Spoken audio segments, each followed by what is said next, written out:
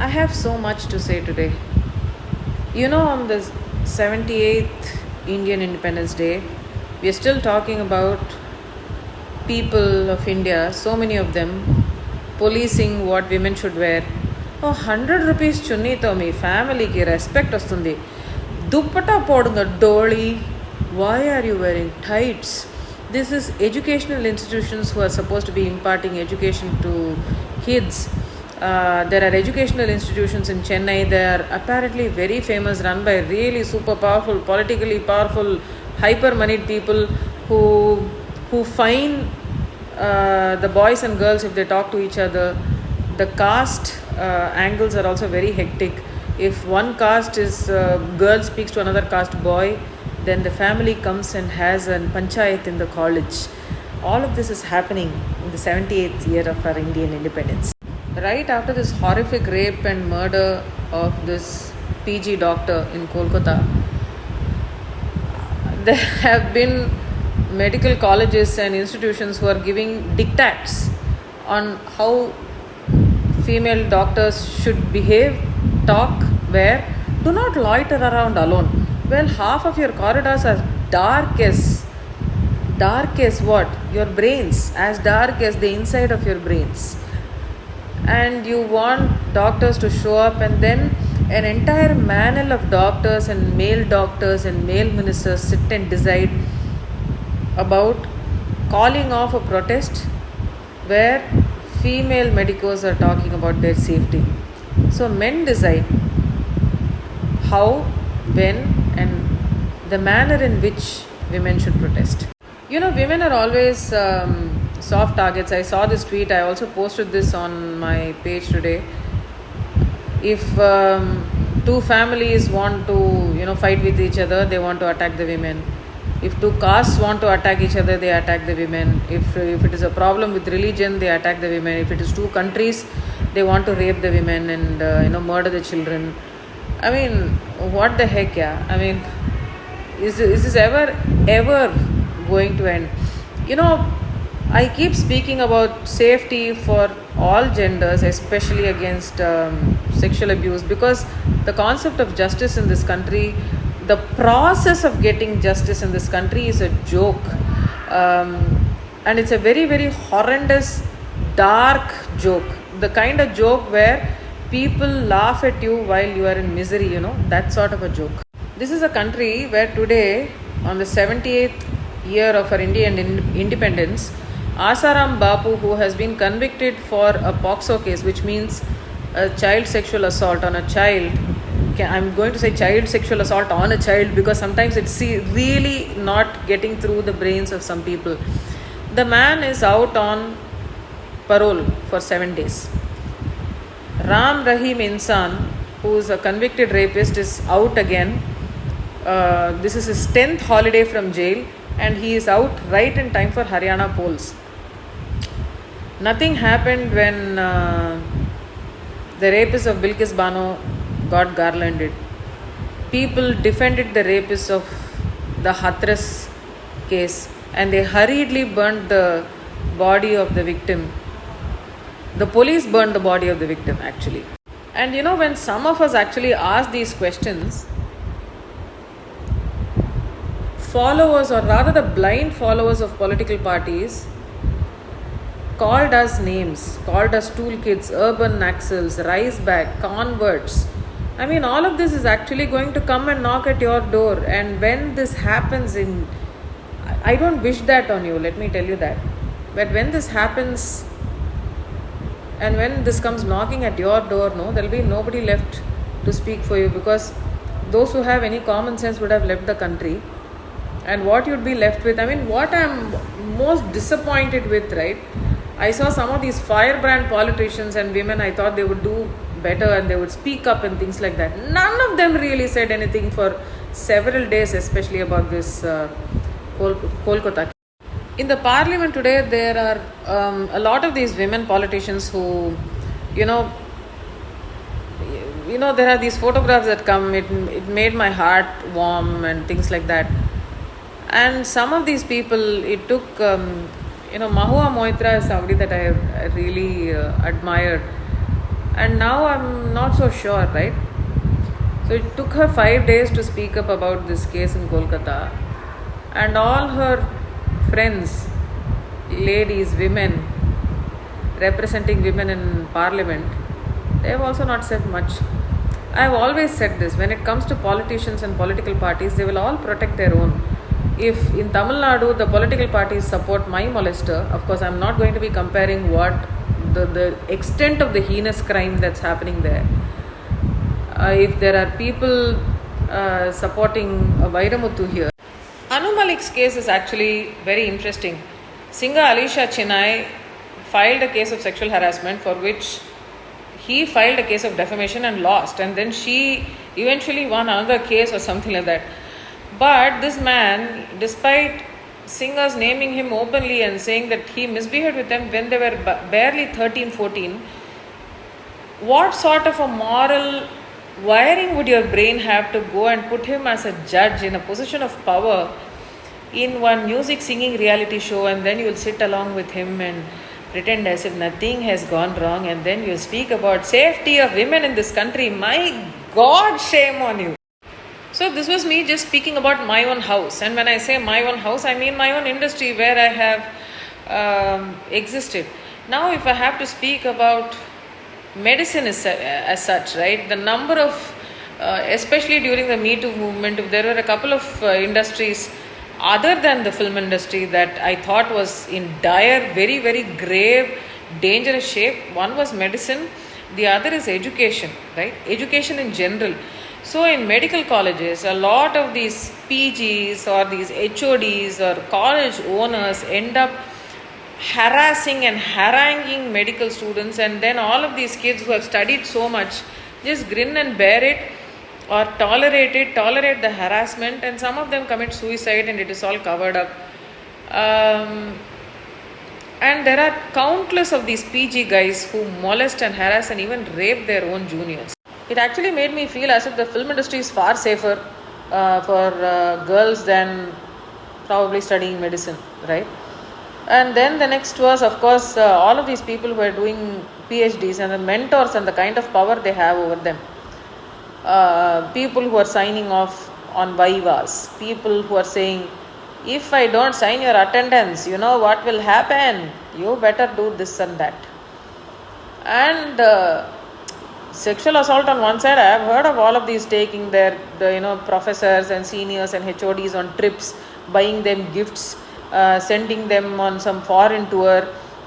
I mean, my God, this country is rotten to the core. And I'm not talking about all of this only about women. No? The male medicos also go through quite a bit. They are demanded expensive gifts, or if they come from not so well-off families, then they become drivers, they become cleaners of the houses of these professors and HODs, or they become assistants, glorified assistants, just to put everything in a very decent manner. If the person susses out that this student can afford, then demands for a watch of a certain brand or a trip in a certain place, or they will go and land in a place, then the person will have to be the driver throughout the trip, take them from point A to point B to point C, take the family member, the wife, the daughter, maybe the sons, children, niece, nephew, in all of these trips. So these are the kind of demands these guys have. And here is the other thing: if the HOD or the prof has his own kid who's not doing so well in medicine, and some other kid in the same class is doing better, then whoever is doing better gets failed and is asked to repeat a year, saying, just repeat, no, my son or daughter is not doing so well, why should you do? So all of this, I mean, when I heard all of this even from male doctors, I was like, why do you all even suffer and study medicine so much? Because I think somewhere their passion completely outweighs all of the toxicity, and unfortunately, like the oppressor-oppressed continuum, a lot of them end up behaving like their own oppressors at some given point in time and become really nasty. Wow. I mean, there is so much to stomach here. I don't think the society today is actually ready for a medical Me Too, if I can even call it. If that is the case, I wonder how many institutions will even be left. How many of these so-called doctors and famous people that you think are great doctors you will even have any respect for, because most of them are just another common massive serial molester with a fancy medical degree. Clearly has a lot of skill, no doubt about it, but it's abhorrent and it's really, really sad. And I think the way this country is going, I don't know if we have hit a point of no return and if it is just going to be downhill from here. But we as a society are so morally corrupt and so rotten. I honestly have no hope. But in between, when I probably say, speak about age appropriate sex education, age appropriate safe unsafe touch, age appropriate consent, everybody will froth in their mouths and they'll make they'll go mad. But none of those people, I'm just going to be saying this, I think I saw some Bandicoot was saying that he's going to file a case on me or something like that, right? I didn't see him file a case on the safety for doctors, because that will not get him attention. That will not get one YouTube video guy coming and sitting and interviewing him. Neither will that give him any publicity. I think he said he is a lawyer or something. But why hasn't he filed a case about safety for women? 70th Independence Day, no? He said, Manobhavalu debbalu tagilayi, no? Now you tell, if this country is so safe, no? This is actually something I want to share with you. I actually challenge every man, okay, to write a list of 10 men. Just 10 men that you will vouch and say, I will put my life and say, this man is safe to be around my daughter, my sister, my mother, my girlfriend, my wife.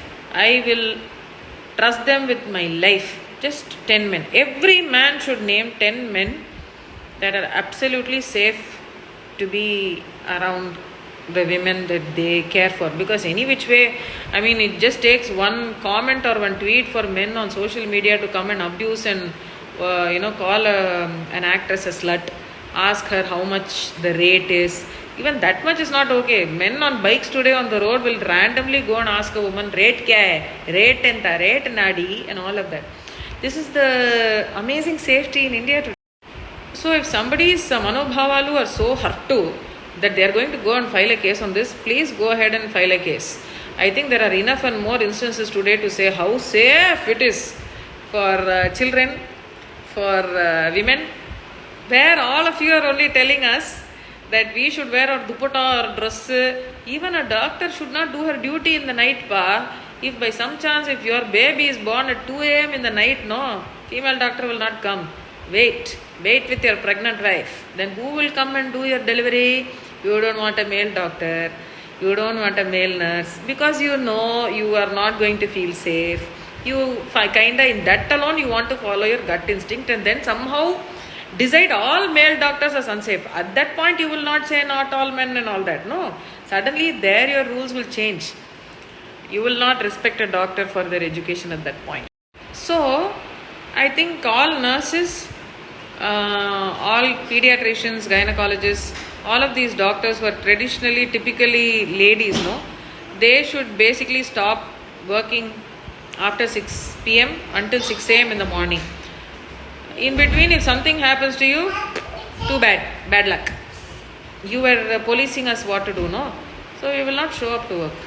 This is how women get controlled. Women get pushed out of our workplaces. Women will get pushed out of our own lives because men cannot control it and keep their pants and mouths zipped. But I tell you, so many of you have given me so many good examples of how exactly not to raise my son, and the examples to show my daughter the kind of men to be scared of. Each of you posting massive essays about safety, we need change, bloody hell, all of you are just waiting for a chance to, support your next molester artist. Just shame on you, yeah. Just stop all of this unnecessary drama. And nobody really cares for all of your essays because none of you are walking the talk. You will go and vote for a rapist or a molester or an abuser politician, and also not have the spine to hold your political party to their highest standards to not support the molester. Simple things like that. So, all of your essays, please keep to yourself because nobody cares. We have seen through all the drama and it's tiresome.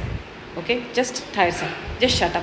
You kept quiet during Kathua, during Unnao, during the Hathras case when the child's body was burnt without even the parents' permission. You kept quiet during Carnatic Music Me Too. You also kept quiet during the Scripture Union, this Bible study. These two men going and teaching kids about the Bible and then using that as a chance of, behaving inappropriately with children. Overall, so many of you have just been quiet when one of your own have been named as a molester. That includes people in your own circles, your family, your workplace, your educational institution.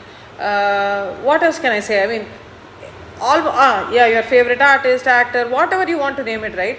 So please, nobody will take you seriously when you say we need to change, we need safety, when the next thing that you do is actually call an actress that you don't like a slut, leave a dirty comment, talk about how women should dress, and then police how women should behave, maybe pass a comment on how if a woman got a promotion before you, she must have just slept her way to the top. Or even the more common thing that I have seen, men who are not part of the industry, actresses are just glorified, they just sleep, they have sex all the time. So much. Nobody cares for your opinion. Coming back, I think medical students go through a hell of a lot of shit and toxicity that they never really get to share, and they don't share also. And even if they do share between themselves, then they all keep it as one secret, and then they all continue to promote the same people who are toxic. It's a cesspool of toxicity in a lot of places. I'm not saying, of course, not all. Let me just say not all, okay? But the fact remains that those who are powerful wield enough power to continue the cycle of abuse, and not enough people have the money or the power or the family support or a combination of all three to stand up against all of this. It takes a lot to stand up against all of this. So, if most people just had family support, they would be in a position to stand up. There is enough guts in Indian DNA. If they're not able to do that, it's because the families fail. If you just look at the pearls of Instagram highlight on my page, right, you will see a doctor call me a slut because he hated some comment of mine. And all of these people, let me also definitely point out, all of these people who hate on feminism, they think all feminists hate men, they are misandrists. Feminists are misandrists is the greatest campaign that a lot of men have used on feminists to make it such a bad word that they want to equate feminists to feminazis, equate them to one of the greatest, the biggest genocides that human civilizations has seen in history, of course not counting Gaza and everything else in Sudan, right? That is how men and patriarchal systems operate. So, your anti-feminist society is making it so safe for all of us. Thank you. And so many of you rant about, India is not even up there with the number of cases that are reported about child sexual abuse and sexual abuse in the country. You know what? You need to have a chat with doctors in government offices, in government hospitals, about the number of child sexual abuse cases and rape cases that are never really reported. So just shut up. Because if you don't see the numbers, that is because they are never reported. Every woman has gone through some sort of assault, abuse and harassment. Many of us have gone through that as children. Our first molestation was when we were children. So I would really appreciate people saying, don't make a big deal out of it, it's just normal. That goes to both women and men. Just shut up, because you guys have not been a part of the change. You guys will never be a part of the change. You will keep this cesspool of abuse alive. And like any other such case, there are dozens of cases that are happening on a daily basis. Some cases become lucky to get media attention. So many more don't. The legal system does not work quickly enough to record or even administer rape kits in time. I mean, just keep watching this Kolkata case.